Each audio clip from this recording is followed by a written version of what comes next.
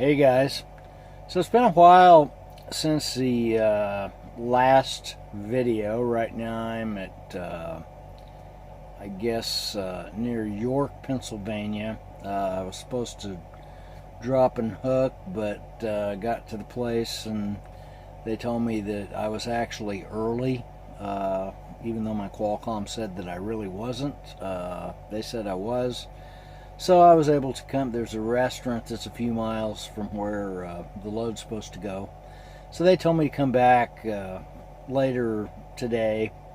So I came to this restaurant and parked. Was able to find some truck parking, and so I'm going to be hanging out right here until take my break, and then I'll go back over there. So I picked this load up in Council Bluffs, Iowa, and so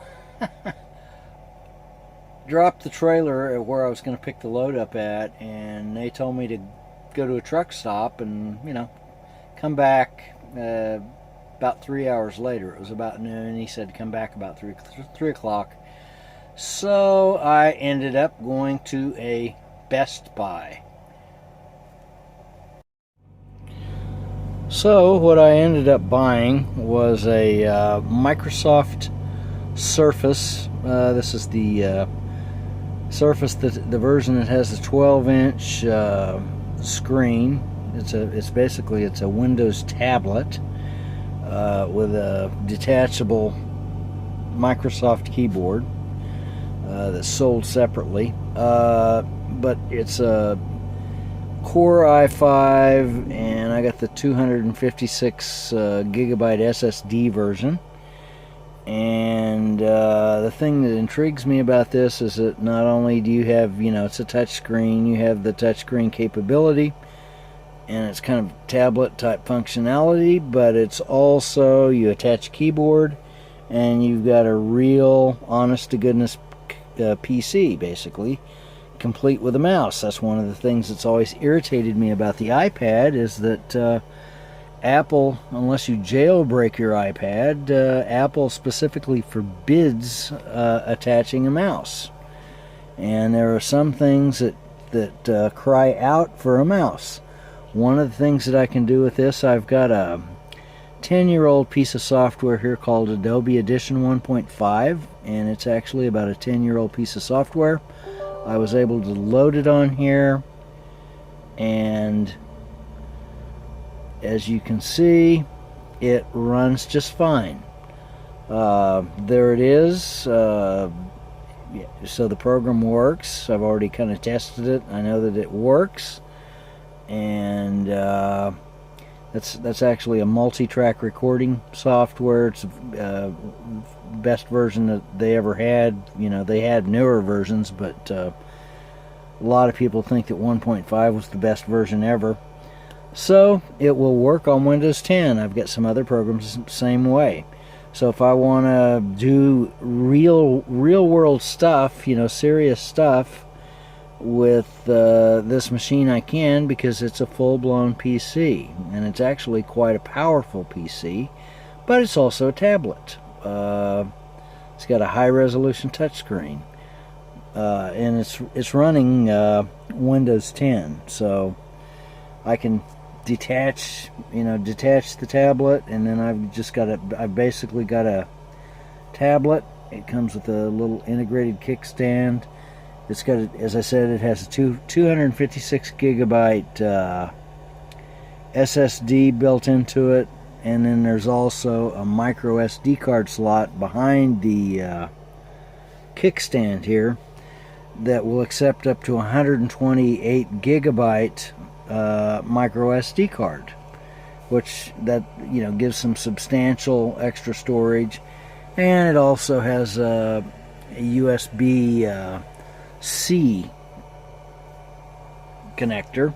So the USB-C is basically, it's the standard, I don't know if you can see it right there, it's kind of dark in here, but it's the standard USB connector, but it's version C. So, and it's backwards compatible with version B, or with with the prior versions. So USB 1 and 2 or whatever, I don't know, whatever. This is USB 3. This is USB 3. What did I say? USB-C? It's actually USB 3.0, which is faster.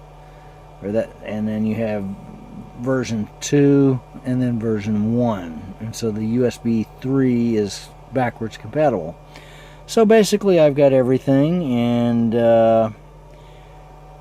think I'm going to be very happy with it. And it is Windows 10, and Microsoft has really dramatically improved Windows, so you can actually run, they put the start menu back in there, and then if I detach the keyboard, then it goes into more of a tablet mode with the live tiles that you see there, but they kind of cover more of the screen.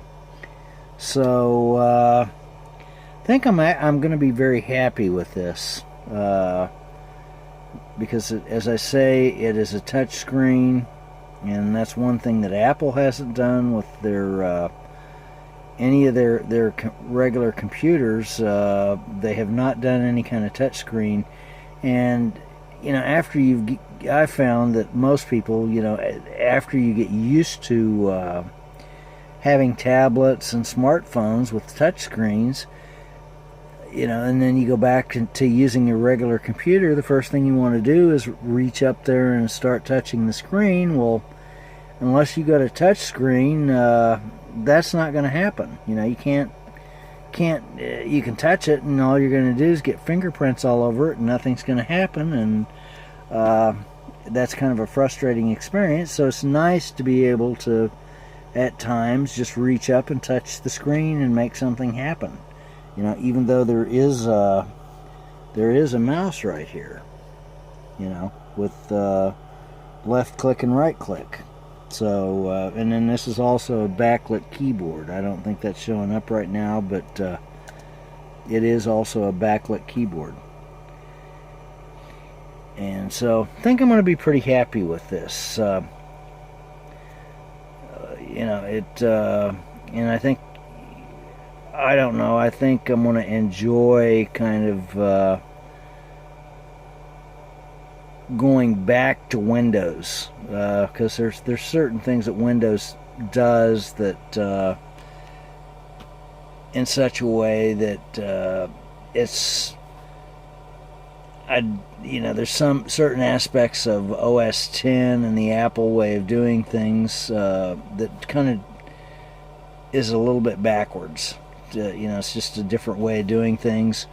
And but the thing that's really turned me off with Apple is their insistence on kind of taking things away. And for example, the Ubercaster software that I've used to record audio podcasts with for years, won't work on any version of OS 10 newer than kind of the older version of Snow Leopard. And so that's what I've left my machines at, is Snow Leopard. And if you buy a newer machine from Apple, the machines that I have running Snow Leopard are kind of getting old now.